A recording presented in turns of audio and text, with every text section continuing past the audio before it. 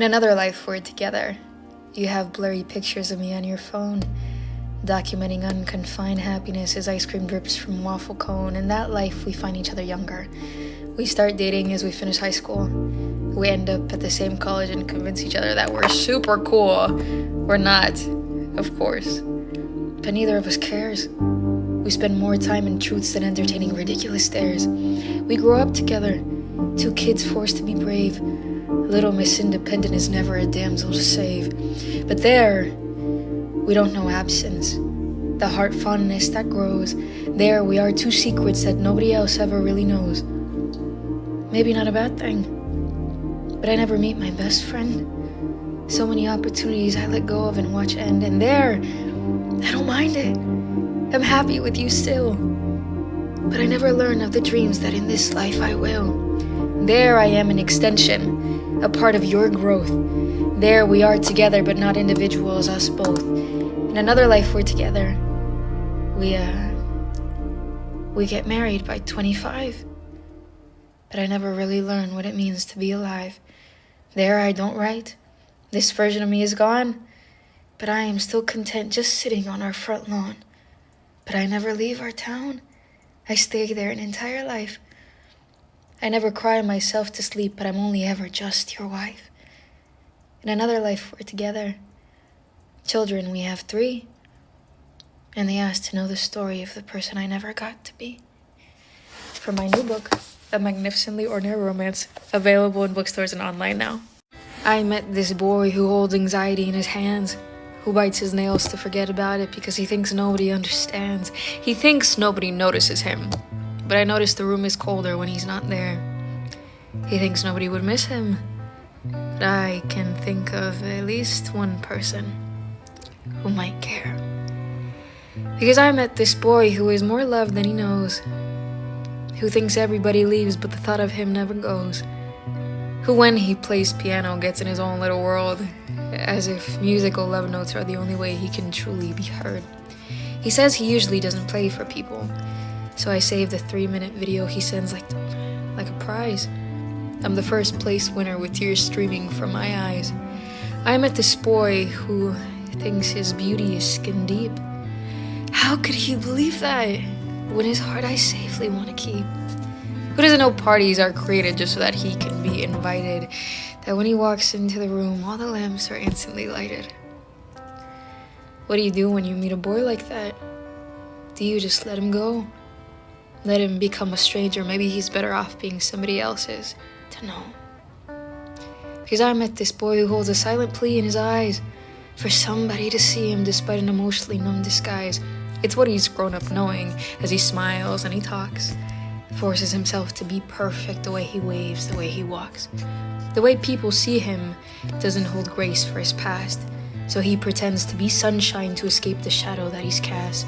So when I met this boy, he didn't expect that to change. What do you do when you meet a boy who considers being himself far too strange? When nobody gave him patience, when nobody thought he was worth the time. What else can you do? Except try to hug him with a rhyme. For my new book, A Magnificently Ordinary Romance, available now in bookstores and online. How do you say no to changing your life? To the ability to raise a ceiling, to being able to choose if you're someone's wife, to careers and access and titles, to time.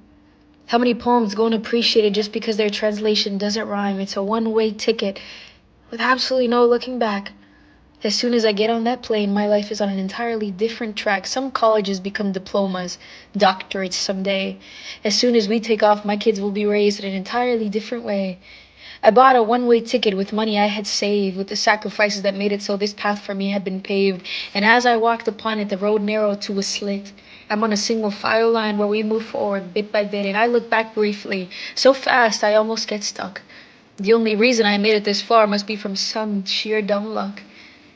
I bought a one-way ticket, and when I sat in the seat, part of me was excited. But being apart means I'm incomplete.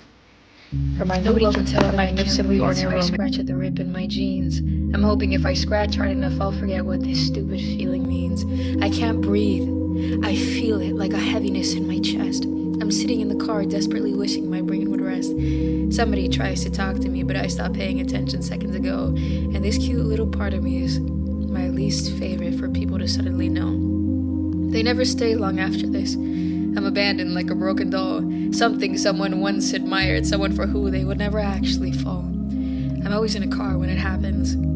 Silly little me. I'm just sitting here, so how bad could my anxiety really be? Then something shifts. I'm falling into a boiling pool head first. I'm sprinting 10 miles. I'm panting from the thirst. I'm spinning in checkerboard circles. I'm scratching at the seat. He asks if I'm hungry, but when I'm anxious, I can never eat. I'm suffocating in fresh air. I'm slamming my head into a wall. They never stay long after this. They always remember not to call. Suddenly, I'm screaming in my dreams. I'm refusing any caffeine. If they knew how hard I fought to stay, maybe they wouldn't be so mean. I'm shaking on the floor, rough emotions stuck in air. And I hate when this happens. He tries to touch my hair. I'm moving in a stopped car. I'm cement.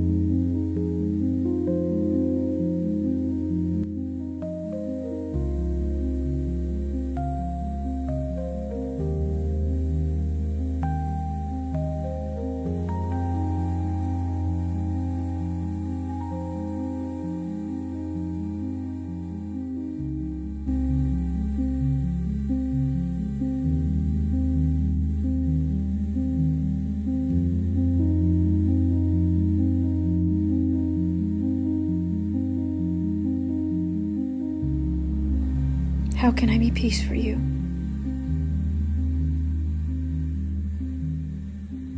Not all secrets are bad. Some people just can't be together. So you smirk at me from across the room and move your baseball cap up to see me better. And your hidden grin holds a mischief that's only my secret to know. In an elevator, you pretend to ask me a question when really you just don't want to see me go. But one day we don't care. As you ask me to sit next to you, 2 packed lunches kiss between us in words. We can only exchange a few. I get a message right after that I dim my screen to read. I think you ruined lunch is for me because eating together daily isn't a want, but a need. I needed to see you. And now I just want to go home because you're a vacation person and now I'm just sitting at work alone. And I'm here with this giddy excitement mixed with horrible dread, thinking of all the destructive paths where love has always led. But a couple of days later, on your only day off, you ask me what I'm doing and I say reading. Finally getting over a cough. How about we read together? I'll pick you up in 15. Then we end up at this cafe and I take a picture of the prettiest man that I have ever seen. In the picture you're reading, you underline a quote. Then I gave you a poem inspired by the annotation that you wrote. We're sitting in front of each other, so your knees hug mine. If love was beneath a tightrope, I'm walking on a very thin line. And nobody knows really, ever imagines that it could be true. That your voice replays in my head like a podcast. Where my favorite guest is always you. For my new book, A Magnificently Ordinary Romance, available in bookstores and online now. If I were to call you beautiful, beauty would need a new definition. Because God put you together to make gorgeous have a more ethereal rendition. You're beautiful. In the way that your energy floats like it's freezing outside and you brought infinite coats so that everyone would feel comfortable. You're beautiful in how you speak. The first time you talked to me, I must have replayed it in my head for like a week. If I were to call you beautiful, you'd shake your head and blush while I'd hold on to the table as the butterflies start to rush. Because you're beautiful in how you listen to an endless stream of thoughts. I compared the light in your eyes to those found on ceilings, but stars don't share those same watts. You're beautiful in the way poets string together words like every single part of you was placed into perfection by a pair of hummingbirds. You're beautiful. So much so that I need to look away, because if I look into your eyes, I forget what I was gonna say. The sky blues at your absence, but even when it cries, the rainbows form to help guide us to one day realize that there's art in sadness. I'm sad that you don't know that I think that you're so beautiful, and that made me want to let you go. Because beauty kept secret. It's like standing in the shade. You never know the sun's warmth if in its absence you've always stayed. And I should have stayed. Even if I'd stood there in awe with no words to be formed, I couldn't find a single flaw because you're beautiful today. Beautiful tomorrow. I went and begged the sun for some of its beauty to borrow. Instead, she showed me your smile. Then took a picture of mine. Handed me a pen and I described you in every line. For my new book, A Magnificently Ordinary Romance, available in bookstores and online now.